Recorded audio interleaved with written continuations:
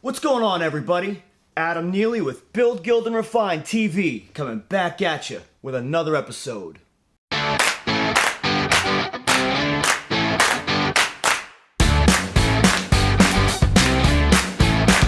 it's Tuesday, and that means another Tuesday Talks. Today we're going to answer an email that I got the other day from Tony. He says, "Yo Adam, my name is Tony from Minnesota, and I love your videos. I saw your Christmas video and I see that you got 6 kids. Wow, that's crazy. 2 exclamation points. I've got 3 kids and my own construction company, and I was wondering if you could give me some advice on how you balance family and work. Merry Christmas and have a Happy New Year. Thanks, Tony." Cool. All right, Tony. I'm still trying to figure it out. So yeah, I have 6 kids, and obviously been married for 13 years now. I've got 3 companies, the property maintenance company, the home remodeling company, and then also a production company where we do logo and branding and marketing for other companies. Little promo videos, short commercials, things like that. So yeah, I would say we're pretty busy. Now, how to balance that life? Let me tell you something first. If I didn't have God in my life, I'd be a mess. Because I've lived my life without God, and I was a mess. Now, this is just my personal belief. You are all entitled to your personal beliefs, and that's okay with me. That's got to be okay between each of us, right? So that's what makes this world go round. We're entitled to those beliefs, and we should be able to practice them freely. Personally, for me, God plays a large role in my home and in my family, and especially in my personal life. Now, what that does is that gives me a purpose. That gives me a reason to go out and do what I do every day, to come home and do what I do every day, to get up the next day and do it all over again. Sometimes that can be mentally fatiguing, man. Just beating you down, I know. But because I have a higher belief in what happens next, that keeps me going. Now I have 6 kids, all under the age of 15. So 15, 11, 9, 5, 2, and 6 months. So we are constantly on the go. Our oldest 4 are all boys. So they're very helpful in their own ways. They're not necessarily helpful around the house with my wife, but they're very helpful with me outside or when I'm doing something around the house to work or to fix things. They're amazing. As soon as I start a project, they hear the drill going, they're right at my side. So one thing I'll say is that you got to instill in these kids a reason and a purpose as well. And what God does is giving them that inspiration, that purpose. It then gives them an idea of accountability besides mom and dad, right? 6 kids is no different, or not much different than 4 kids, right? You're outnumbered once you hit 3.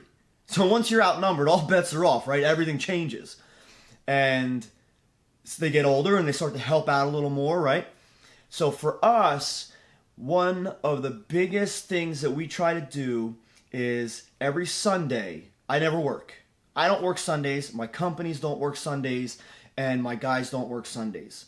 Unless we're in like a super pinch and somebody needs to get something done or an emergency job. Otherwise, under no circumstances do we work Sundays. So that's family time. Sundays are family time for my crew, Sundays family time for me. And then the other thing is every night during the week, no matter what time of year it is, I try, I'm not always able to, but I try to get home for dinner every night during the week. So Monday through Friday, we almost always have dinner together as a family. There are a lot of times when I have to call my wife and say, honey, I'm at the job site, I'm going to be a little late. And we'll push dinner off a half an hour to an hour. And my wife is amazing like that because she'd rather do that than not have family together as a dinner. Not have family together as a dinner. Ha! You got me. Not have dinner together as a family, right? So we have dinner, and that's our time. And in that time, I mean, it's like a sitcom, right? I sit there and I ask all the kids, "How was your day at school?" And they go, "Fine." And then I have to pull it all out of them, right? But by the end of the meal, I've gotten some good information out of each of them. It can be painstaking at times, right? There are many nights when there's somebody or multiple somebodies who just don't want to talk and they shut down, especially now having a teenager, a preteen, and then a 2-year-old girl, right? So that's interesting, but that's what we always try to do. Dinner every night. The other thing that I really try to do is, one of the reasons I always wanted to own my own company is for flexibility, so that I could be available to help my wife if she needed something. And I try to do that as much as possible. There are many times when I just can't, but I try to do that. For instance, our kids are taking the bus, and it's, even though their school is not even a mile as the crow flies, it takes their bus 45 to 50 minutes each way to get them to school and to get them home from school. Now that's ludicrous. It makes no sense whatsoever. But unfortunately, it's just what it is. So my wife now will either take them to school or pick them up. We'll take them one way. So I will try to be available to watch the little ones, and actually that gives me some extra time with the little ones, with the younger ones who aren't going to school, while she takes the older kids for one of those trips to school. So that's another thing. Family and work are two interesting things, because there are times when they coincide so perfectly, and there are other times when it just doesn't work. Having a family doesn't work with working, and working just doesn't fit into having a family. And it can be very tough at times.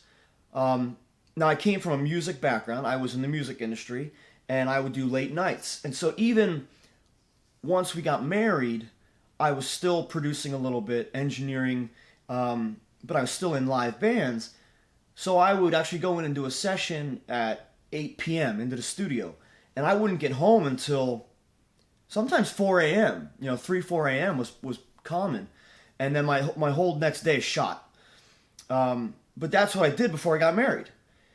So I woke up one day, almost literally woke up one day, and I realized I don't want that anymore. I want to be home. I want to be with my family. I want to spend time with my wife. I want to be there for my kids. So I left a large portion of what I did in the music industry behind.